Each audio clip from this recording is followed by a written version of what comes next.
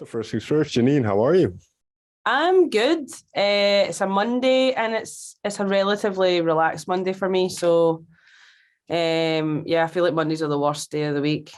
So How come? that's because they're just shit. Like you've just got like the weekend and everyone's happy, and then Monday it's just like, oh, back to the depressing grind. Well, before we talk about the fun stuff of making a new album in NULA and everything that encompasses it, I would like to jump back to the beginning a little bit.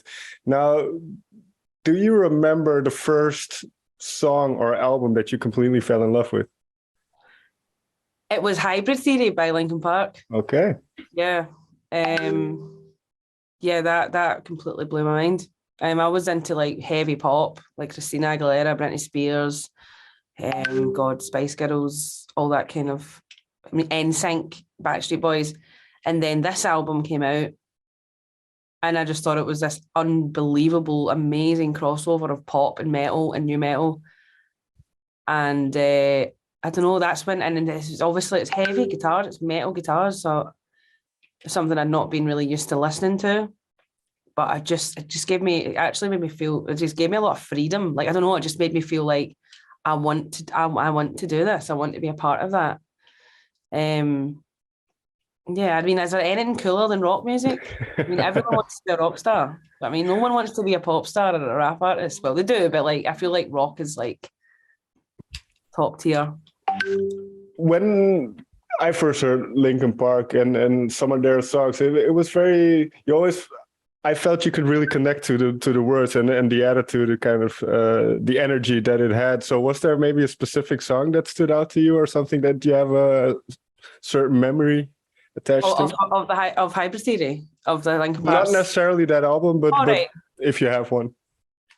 Do you mean like a song that meant a lot to you at that time? Or God, I really loved Crawling in My Skin, because again, like with pop music, the lyrics are very safe. But with when this album came out, I felt like it was talking to me, like more lyrically. I was like, he's talking about some very dark things, things that I related to, but never had an outlet for it because I was young. So again, everything about that album just sort of changed my life, to be honest. Okay. Did you start putting words to paper around that time, or when did you start putting thoughts to paper? Honestly, it took a long time, like, because after the Hybrid Theory, I never joined a band or anything, and I wasn't really that confident, but I did love singing and I loved creating. And then I went down like a musical theatre route where I got down to the last 21 girls in an Andrew Lloyd Webber play, like a West End show, like Dorothy from The Wizard of Oz. And I hated it. Like, I was down in London and it was just full of like bitchy girls that were backstabbing, being very ingenuine. You know, the production team were playing you off each other. And I hated it. And I remember I had to sing for Andrew Lloyd Webber, which is mental. But like, he was just like, you don't want to be here. And I was like, I don't like this. I don't like this. I don't like being something I'm not. And he was just like he genuinely was just like, you're a rock star. Like, you need to be your own person and go and be you. I don't know why I said rock star. I don't know if it was because I was always a wee bit more alternative, and it was a bit of a nonchalant attitude, which was not, it's not a great attitude to have, to be honest, like, but I just didn't feel right. So then I came back from London, and the timing was sort of perfect. Like, I got asked to join this band, but they kicked me out 2 weeks later because I was a girl. So I was like, awesome. But then within that week, I got contacted from like the drummer. So like, I went to school with like our original drummer, and he was like, listen, do you want to come and jam in my band? Like, you used to sing at school, like, it was cool. So I was like, oh, fuck it. But because I got kicked out of that other band, I was like, All right, okay, cool. Well, if I hadn't been kicked out, I would have been like, no, sorry, I'm actually in a band. So I felt like the timing was just sort of, I don't know, it sounded like the stars sort of aligned there. And that's when I met Hamish for the first time, and we just totally hit it off, really. Okay. So yeah, that was the first time that I started to actually have to pen words, lyrics. And I've always been very primal with lyrics. Like I've always, because I wouldn't have said back then, like, oh, I'm a poet and I love poetry. But like now I feel like my confidence in just doing it and practicing and having people that relate to it and fall in love with it. I now put so much more thought into lyrics because I want it to be more poetic and a lot of imagery, and it's really nice to be in that confidence bubble now where I know I can do it. But that's just been years of doing it, and actually just doing it honestly, like writing from a place that's real. Yeah, was there sorry for interrupting. Was there a turning point in terms of a particular song, perhaps that kind of gave you that confidence, or where you first started trying to delve into kind of your own psyche? Yeah. God, like I think animal lyrically was one when, because it was sort of based on a very hard life event. And that was a bit of an outlet for me to talk about that very brutally through the lyrics. And then I think from that song I just felt like the confidence started to snowball. Because from being so honest in your music, it was nice to see fans recognise that and then say, I completely relate to this, or this speaks to me. Like this is really good. Like it's nice to have credit for lyrics, not just music, but actually lyrics, because, and especially, I mean, I've been, most of my experience is people just presume I turn up and do fuck all. It's nice to have folk that go, she is a very good lyricist and she's a very good top liner, and especially being a woman, like you get a lot of journalists that just presume it's Hamish that does everything all the time, you know? So it's taken a long time for me to prove myself as well, to get the recognition. So you say those two kind of go hand in hand, that your confidence comes along with kind of getting better at it, but also kind of the response that you get from people. And like one of the songs I wrote, "Color Me In," and the lyrics is like, again, I don't really write about it in happy there. But like the lyrics was like, it is about death and missing someone, and having people reach out to you and saying how like their mum died, or like a brother or a sister, and actually this got me through the grieving process and things like that. So that's so, I really struggle to get my head around that. But that is something that keeps you going. Like you feel like you have, it's not like just I'm not saying I have a duty, but like it just makes me feel like, do you know what, like all the days that I have that I struggle so much and I go, what am I doing with my life? That's the things that keep you pushing. It keeps you going, because you're like, there's a reason I'm doing this. Like there's a purpose. I have a purpose, and it's such a lovely feeling. And I'd love everyone in their life to find their purpose. You know, I feel like that is life.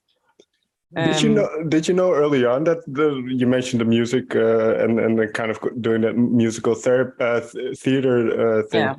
But did you know early on that this was the path? And then obviously I've talked to a lot of musicians over the years, and it's not always the easiest path to choose. So did you kind of know what it would entail? Like kind of, okay, fuck it, I'm going for it. Absolutely not. Like honestly, man, like I did not expect this to be. It's a fucking shit show. Like absolutely shit. Like what the, like I did not expect it to be as hard as it is. Like, and I wouldn't sit and put people off it. I don't believe in that, because I think if you have a purpose and you have a gift or a talent or a passion, and that's what's going to make you happy in your life, then go for it. Mm. But you need to have a very fucking thick skin, and you need to be very determined and motivated and positive. Yeah, and clever. Can you share me, and you don't have to get into something dark or something you don't want to talk about, but can you share a moment where you were kind of tested or where you were challenged and you had to kind of overcome it? I think like one of the first sort of bumps we came across was when we first started as a band. We wrote a song called Swagger, and like we directed the own video for it, and like it was all very low budget, but it seemed to do very, very well. And we got a big management company contacted us, and they took us on. We got a lot of major labels sniffing about. We got some big publishing offers, which we were unaware of. And the management company, like from what I got from the story, what happened was they were very too greedy. Mm. We were just a new band. We literally had 3 songs. We had no idea what the industry was like, and this, a big label came in, offered a lot of money. They got greedy. They wanted more money, and then the label went, piss off. Like, you're just being so greedy now. So then I felt like all these labels just were like, no, like what they like, why would we want, like, that's just pure greed. So we had no idea about this. And when the management company realized that all the majors had just lost interest because of their doing, and I'm not saying, I'm not going to blame other people, but that I've got a lot of sides of the story of this, of what happened from various sources, because I want facts. I'm not going to sit and make up things. And they basically dropped us and told me that I would make a really good music teacher. And that for me, like, I remember my whole like gut was just dropped. Like my whole soul, I was just devastated, because I thought, is this what you think I am? Is that you think that's the best that I can do with my life? Is you would make a really good music teacher? Like, fuck off. And blame us for blaming our songwriting. I should go into pop, or we should write like this. Our music's too blah blah blah. And criticism, it's like, no, actually, it's your mismanagement. It's not our fault. Mm. We're a developing band. You constantly learn on the spot. You're constantly learning and evolving.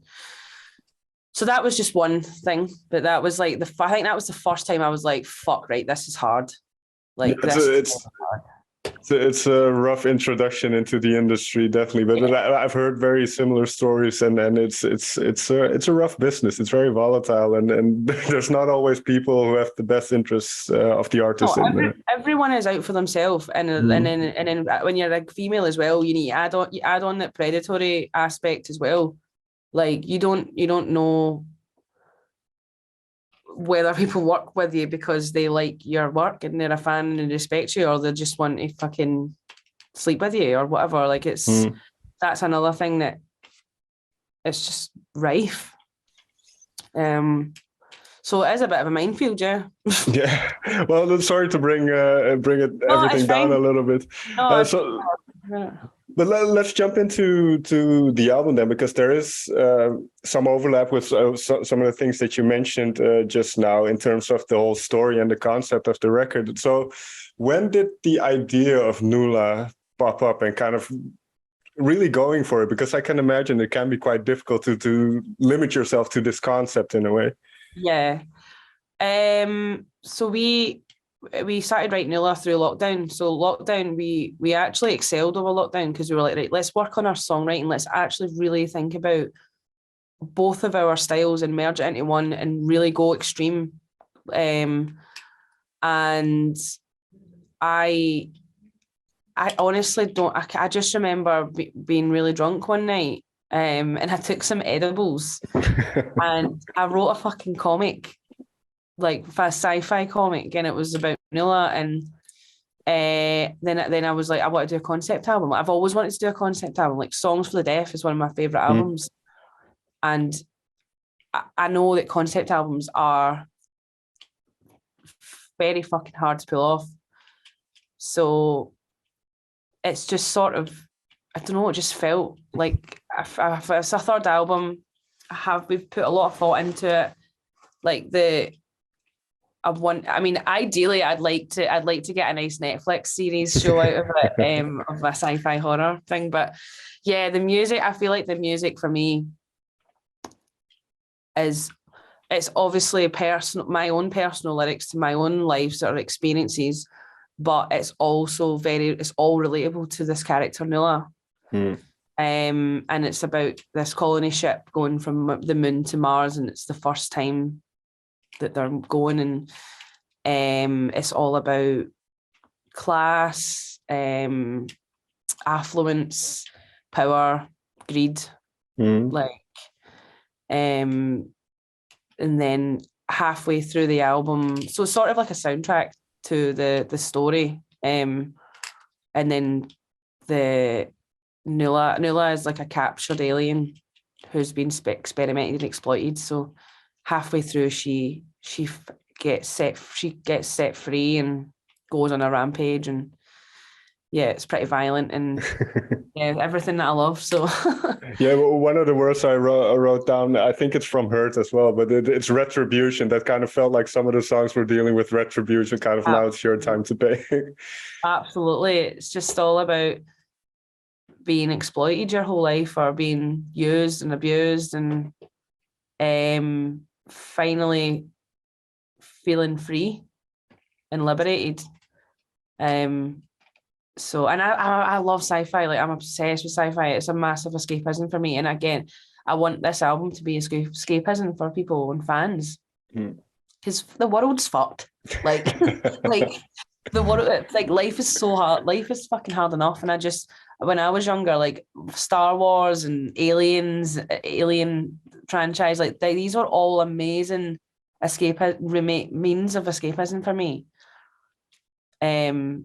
So yes, I mean, I don't know. I feel like there's a lot of excitement already about the concept, and our album launch is actually going to be in a planetarium. Okay. Oh, cool. So like we've got a whole visual. So you're going to be listening to the album with starscapes and animation, and yeah. So it's just been. I can't actually believe I'm here. Like at this point, because it all kind of started during lockdown, and it's sort of flourished a lot. So I hope that people get it, and I hope that it's something that'll mean something to people. When you start kind of a big project like this, and I believe it's the two of you now together, right? Yeah. So how do you kind of capture that sense or that sentiment that you want to convey, both musically and lyrically then? Because I'm sure there's a million options and you can keep tinkering until the end of time, but how do you kind of capture what you want to say, and how did you and Hamish kind of come together with the music and the lyrics and then kind of figure that out? I think we done most of the we'd pretty much done all the demos remotely, so like okay. Not even together. So okay. Hamish would send me like a riff, a nice guitar structure, like a song structure, and then I would maybe like chop it up, make it like tidy it up. So I like formulas where it's like verse, chorus, verse, middle, eight. Like we'll obviously go off in those, but like I think it's nice to have like a sort of structured formula. You can put every song on so that you have it's a good start, and then you can delve into whatever. But I write the lyrics probably about 30 minutes before to record them. Okay. Like I don't spend time. I overthink and I get too in myself. So most of the time lyrics are done like an hour, maybe the day before, but not like I don't sit and spend loads of time. It's all very primal. I want it just to come out and spill on a page. Yes, but I mean it varies. Like or I would send Hamish a song. So like what song we've done? Like Hades, like I sent him that, and it's all stripped back. It's just a bass line, and I sent that over, and then Hamish has been again over lockdown. He's incredible at production, like producing, and when we just use Logic, but he gets some of the best sounds on Logic, and he just turns it into VUKOVI, like. So yeah, I think again with NULA, it's been way more collaborative and more. I mean, Bruce Rental produced the album as well. So I would say it was all three of us, but Bruce is great at just putting the sprinkles on top, and he's an excellent synth producer. And but I think this one we've been very self-efficient, and doing it how we want to do it. And most of it has been remotely, like back and forwards. But Lasso, weirdly, the riff in Lasso, Hamish had that in mind for like an interlude of the album. He was like, "What about this? Like do," and I was like, "No, that needs to be a song." Like, and I literally within 20 minutes, I put melody on top, a top line on top of it, turned it into a structure, and it was a song. And it was like, I think for us, like the songs that take the least time are always the best for us. Like, they just come together so easily. Well, it's really interesting with those type of songs, because like you say, you try not to overthink when you're writing them. So is it then afterwards, maybe 6 months later or even a year, that you kind of understand, oh, I was feeling this, or I was thinking this about this song? Yes, like it's funny, I was having this conversation with a friend of mine the other week there, and it was like, sometimes I feel like if I listen back to the old songs that I've written lyrically, I'm like, wow, like I didn't realize I was that in that bad a place, or this was what my subconscious was telling me at the time, but you don't think that. So yeah, it's a really good point. I think when you write when you are a primal lyricist, you don't. It's almost like you're talking about someone else. It's not like you. But then when you like a year down the line and you look back, I was like, fuck, that was as if my subconscious was trying to talk to me and tell me, or just a release of inner fears or emotions that you don't appreciate until like a year or two down the line. Yeah, because I can imagine. Especially with a concept like NULA, it kind of becomes your replacement, right? It's a vehicle through which you can kind of explore these ideas, and they don't have to be literally autobiographical or whatever, but you can explore these ideas. Yeah, exactly. It's the beauty of it. Like you don't need to answer to anyone and say this is me or this is blah blah. It's like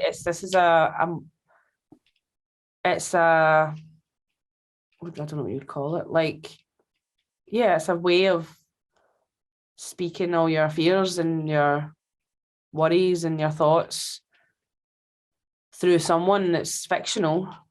And I think it's a great release, and it's actually really good therapy. Fair enough. Is there one song that has already kind of changed in meaning for you, or where you've kind of found some insight in kind of your own maybe psyche or how you feel about things? I would say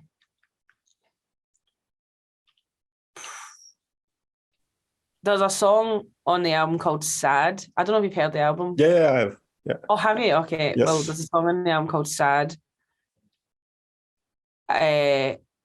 which is just the most hurtful song I've ever written.